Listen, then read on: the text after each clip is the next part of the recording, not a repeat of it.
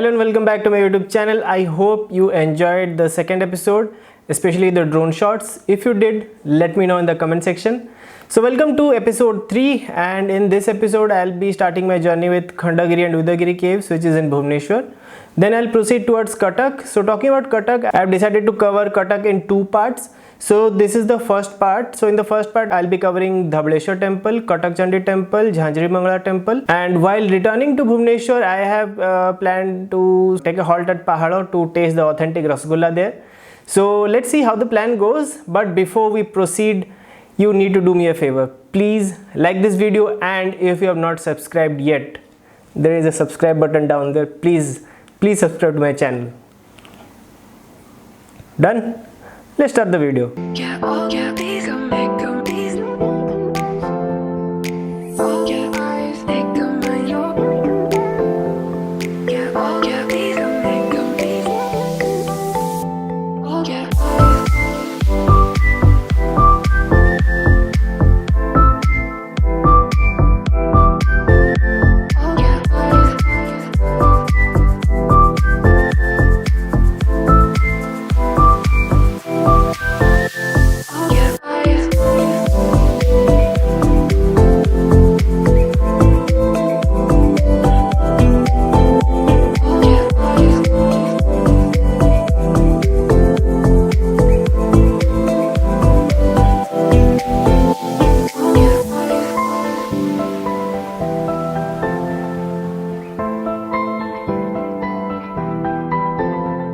So this is Bermuda bus stand, which is one of the most busiest places in Bhubaneswar, and I have a strong feeling that Google Maps is misleading me. I searched for Ram Mandir and it led me to Bermuda, which I feel is not the right place.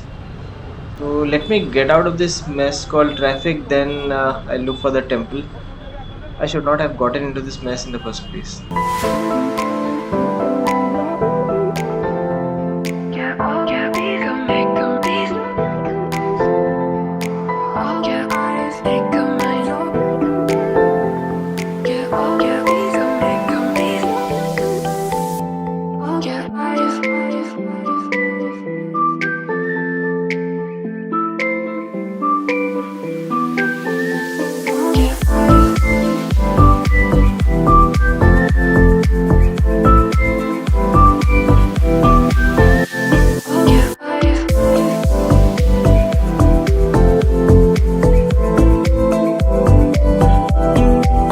What the hell, man?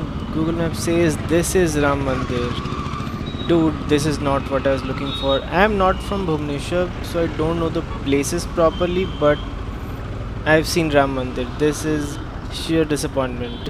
And with that disappointment, let's proceed towards Khandagiri and Udayagiri caves. I would be exploring Ram Mandir maybe in the next video, but not today.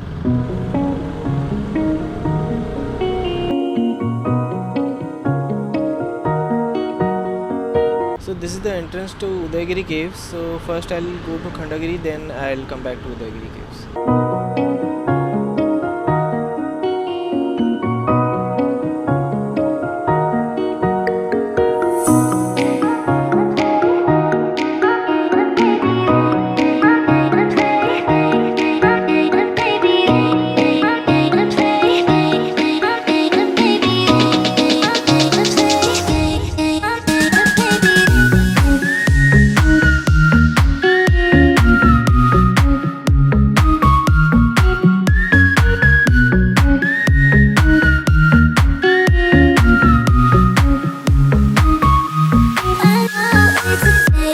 The caves of Khandagiri are famous as the popular Jain pilgrimage center.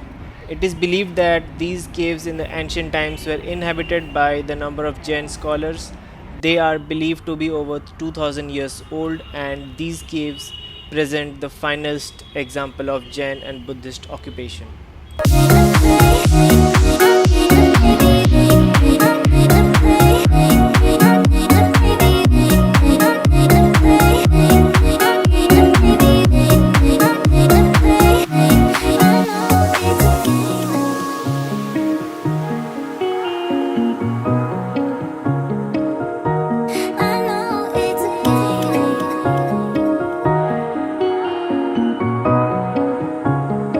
While Khandagiri means a broken hill, Udayagiri denotes the hill of sunrise.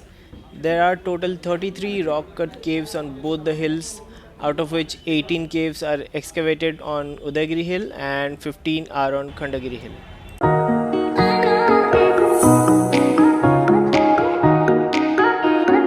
So that's all for Khandagiri and Udayagiri caves. I had to return to my hotel to get my drone, which I left for charging. Now it's time to proceed towards Dhabaleswar temple, which is in Cuttack. Now, after exploring Bhubaneswar till now, it's time to move out to Bhubaneswar towards Cuttack for the next phase of our journey.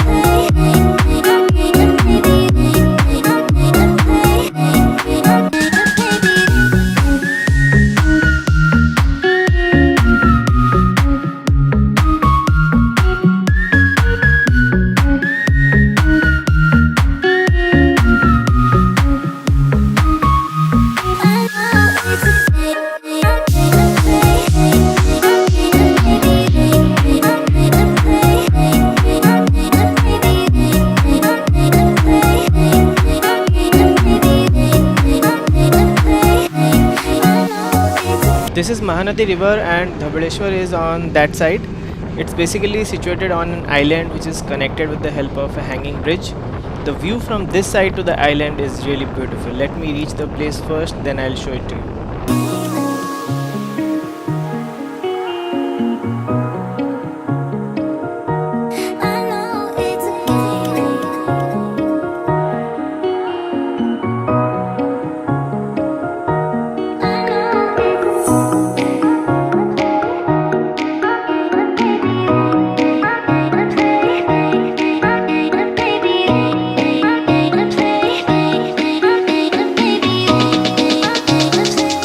Welcome to Dhabaleswar temple. This temple is situated around 27 kilometers from Cuttack. The construction started in 11th or 10th century and it completed in 16th century.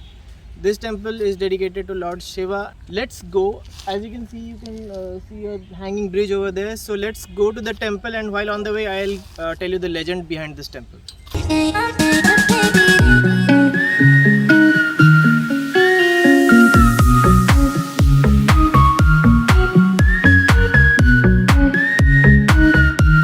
So as I already told you, the Dhabaleswar temple is situated at around 35 kilometers from the main city of Cuttack.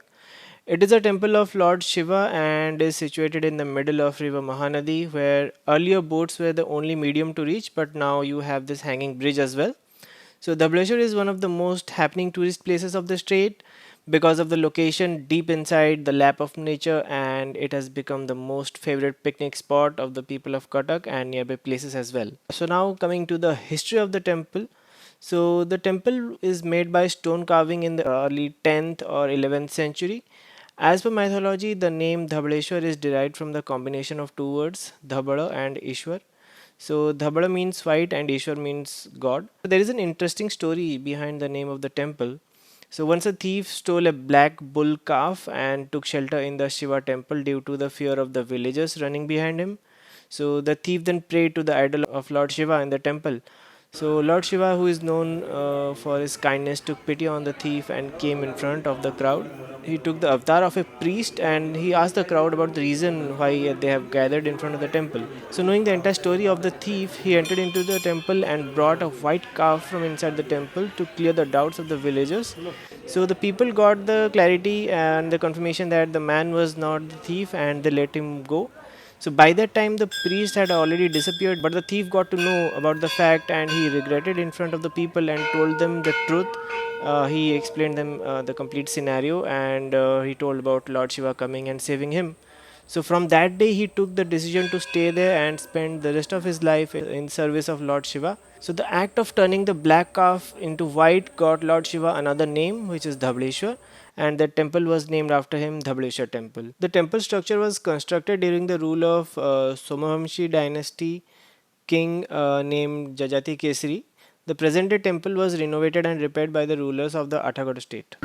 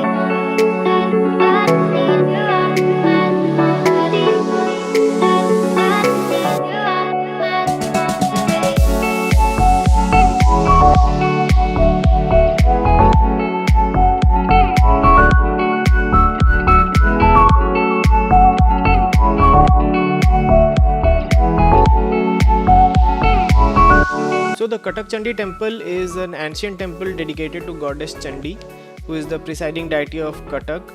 And the temple is located nearby the banks of Mahanadi river, and it's famous for the annual Durga Puja and Kali Puja festivals. And the Durga Puja festivities are prominent in Cuttack Chandi temple, which takes place for around 16 days. The goddess, popularly called as Ma Cuttack Chandi, sits and rules on the heart of the ancient city of Cuttack. According to legends, the present piece of land where the holy temple is located was lying fallow before. The founder, who is late Sri Hangsa Panda, who happens to be the Purohit of then king of Kanika, used to graze cattle and sheep in the land. So one day, while he was taking rest, he had a dream, and goddess Chandika appeared in his dream and requested him to take her out of the land. Thereafter he went to the king and told everything about the strange experience he had that night. And with the help of the king, late Hangsa Panda dug up the same piece of land, and it is being said that around 40 numbers bullock cart of red vermilion came out while digging, and then emerged the deity of Ma Cuttack Chandi. Then the temple was built on the same land. Here in Cuttack, the residents strongly believe Ma Cuttack Chandi as the living goddess. The temple of Ma Cuttack Chandi, the presiding deity of city, is visited by hundreds of devotees every day. And the image of the deity is here older than the temple. So it is believed that she was the family deity of the Gajapati Empire in the medieval age, but due to the Islamic invaders' attacks, she was buried while the kings migrated to Puri. So that's all for Cuttack Chandi, and now I'm headed towards Jhanjiri Mangala temple, which would be my last destination for today. Then I'll be on my return trip to Bhubaneswar, and on the way I'll give you a glimpse of the Pahala Rasagolla, which is really famous here. And about the other places of Cuttack, I'll be covering them in the next video. So stay tuned.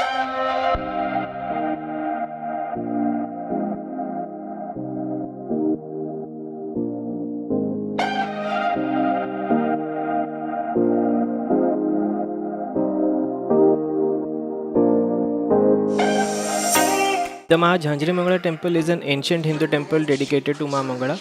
This is the same goddess whom you have seen in my coastal Karnataka exploration series, where I had covered Mangalore. If you have missed it, then the link is in the description.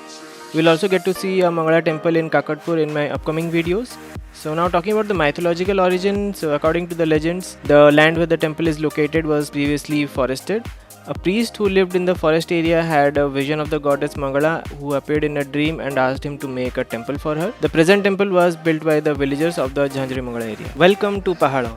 I skipped the return trip because it was the same route which you saw earlier. So Pahala comes in between Cuttack and Bhubaneswar, and you can see several shacks all lined up next to each other on both sides of the road. And all of these shops are selling the same product. Apart from Rasgulla, you can get Chhena Podo here, which is my favorite. So Chhena Podo is milk cheese which is baked overnight and then soaked in sugar syrup. So the baking makes one side of the Chhena cake burn, and that is what makes it so tasty. The price are also the same. You are free to see the kitchen where these sweets are prepared, which which is located in the backyard. So just pick your favorite or just walk into a random shop and almost all of them will serve you the same piping hot Pahala Rasagolla. So that's all for this video. If you like the video, please hit on the like button, and if you have not yet subscribed, then please subscribe to my channel.